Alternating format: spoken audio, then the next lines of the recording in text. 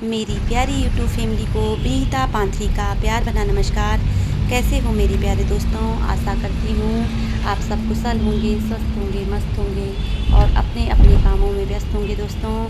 तो इस टाइम पे काफ़ी कस्टमर मेरे को फ़ोन कर रहे हैं कि दीदी आपने आजकल पार्लर क्यों बंद कर रखा है। तो मैं आपको बता रही हूँ दोस्तों, इस टाइम पे क्या हुआ कि अचानक से मेरी सासू माँ का स्वास्थ्य जो है ख़राब हो गया और हमको आकस्मिक जो है उनको यहाँ पर देहरादून में लाना पड़ा। ग्राफी एरा जो यहाँ पर हॉस्पिटल पड़ता है सैलाकुई में, वहाँ पर उनका ट्रीटमेंट चल रहा है और मैं उनके साथ हूँ। जब तक मेरी सासू माँ की तबीयत ठीक नहीं हो जाती मैं उनके साथ रहूँगी, क्योंकि वो हमारी मतलब माँ तो सब कुछ है हमारे लिए। और मैं अपनी माँ, अपनी जन्मदायिनी माँ और अपनी सासू माँ के बीच में कोई अंतर नहीं रखती, उनको मैं सर्वोपरि रखती हूँ। और जितना भी हो पाएगा हम अपनी तरफ से कोशिश करेंगे, ये हमारा फ़र्ज़ भी है।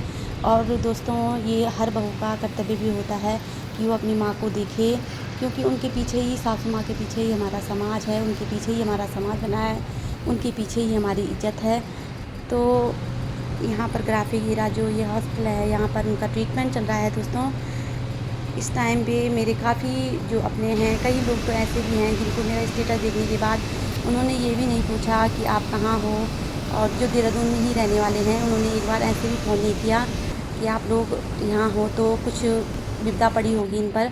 और कई मेरे अपने ऐसे भी हैं जो हम इस मुश्किल की घड़ी पर हमारे साथ खड़े हैं दोस्तों। उनमें से हैं एक इनके मामा जी, इतना अच्छा परिवार की मतलब मैं शब्दों में बयान नहीं कर पा रही हूँ ये बात।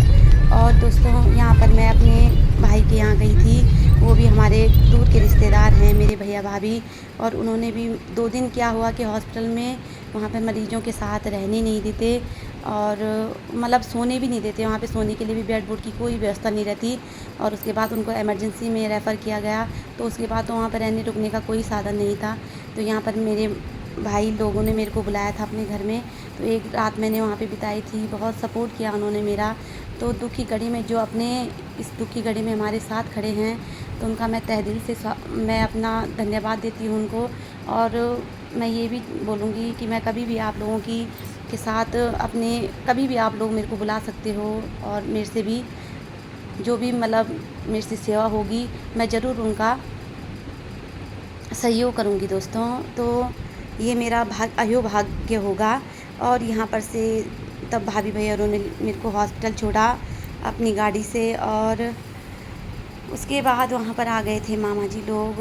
इनके मामा जी दोस्तों, मेरी सासू माँ कई बार बोलती थी कि मेरे मैती नहीं हैं, तो मैं ये शब्द सुनकर मतलब मेरे को बड़ा मैं बड़ी भावुक हो जाती थी।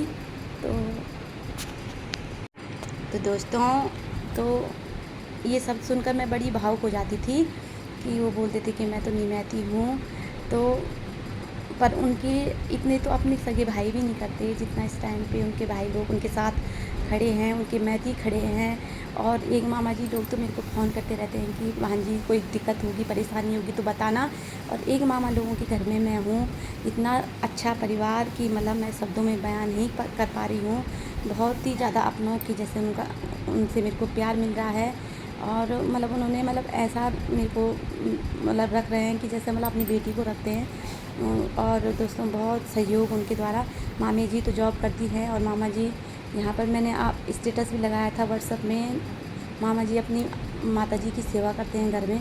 और मतलब बहुत कुछ सीखने को भी मिला है इस परिवार से। और दोस्तों, यहाँ पर तब मैं जा रही हूँ उनके घर, तो काफ़ी दिन उनके घर में रुकूँगी।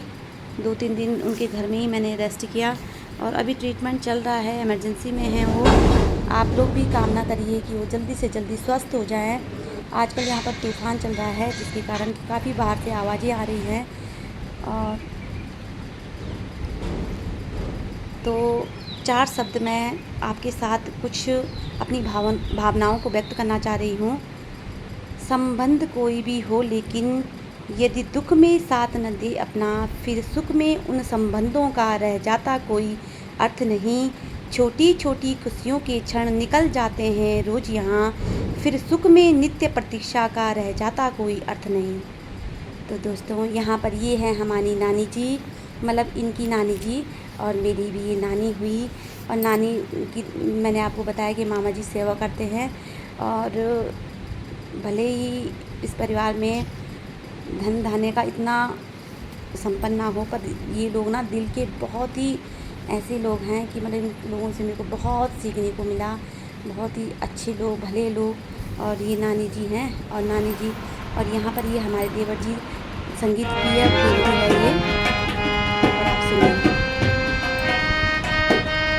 दोस्तों, जब मामी जी ऑफिस से जाती हैं तो दिन का मैं बोलती हूँ कि मामी जी मैं बनाऊँगी खाना वगैरह, तो बहुत अच्छा लगता है। ऐसे लग रहा है कि जैसे मैं अपने घर में हूँ। इस बात करने का एहसास हो रहा है यहाँ पर।